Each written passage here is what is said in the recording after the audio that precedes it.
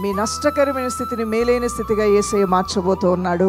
అన్నీ పోగొట్టుకున్న తర్వాత మరలా తిరిగి పొందటం సాధ్యమేనా?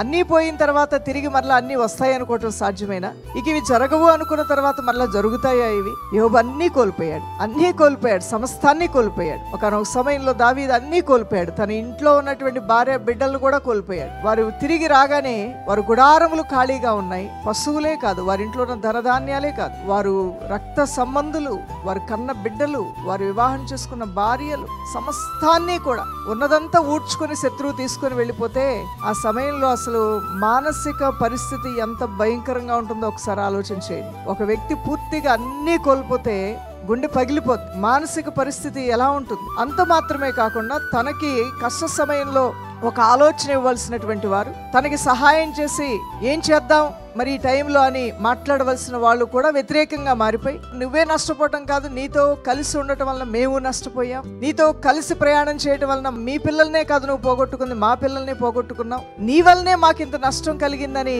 పలుకుతూ అలాంటి వ్యతిరేకత మధ్యలో కూడా మరి మనస్సుని ధైర్యపరుచుకొని దేవుని సన్నిధిలో మోకరించటం అంటే అది మామూలు విషయం కాదు దేవుని బిడ్డలారా. అలా మోకరించేటువంటి ఆ విశ్వాస ప్రార్థన అతను కలిగి ఉన్నాడు కాబట్టి అలాంటి క్లిష్ట పరిస్థితుల్లో కూడా దేవుణ్ణి ఆధారం చేసుకొని ప్రభువు మీద ఆశ పెట్టుకొని అన్నీ పోగొట్టుకున్న, అన్నీ నష్టపోయినా అన్నీ తిరిగి పొందుకునే కృపిచ్చే దేవా నీ వైపు నా చేతులు ఎత్తుచున్నానని చేశాడు. చూసారు ఆ ప్రార్థన? అది దేవునికి బాగా నచ్చింది. వెళ్ళు, నాకు అసాధ్యమే ఉంది, నువ్వు నన్ను నమ్మావు, నేను నీకు జయమివ్వబోతున్నాను అన్నాడంట దేవాతి దేవుడు. అది ఎంత కష్టకరమైందైనా, అది ఎంత నష్టకరమైందైనా, అది అసాధ్యమైనా సరే నువ్వు నన్ను నమ్మావు కాబట్టి, నువ్వు నన్ను ఆధారం చేసుకున్నావు కాబట్టి, అన్నీ పోగొట్టుకున్నా సరే తిరిగి దేవా నువ్వు ఇస్తావు అని నమ్ముతున్నానని నువ్వు ఆశ పెట్టుకున్నావు. చూసావా నా మీద? అది నాకు బాగా నచ్చింది నా కుమారుడా, వెళ్ళు, నువ్వేం పోగొట్టుకున్నావో గుండె సూత్తో సహా తిరిగి నీకు ఇచ్చేస్తానన్నాడంట దేవుడు. హల్లెలూయా.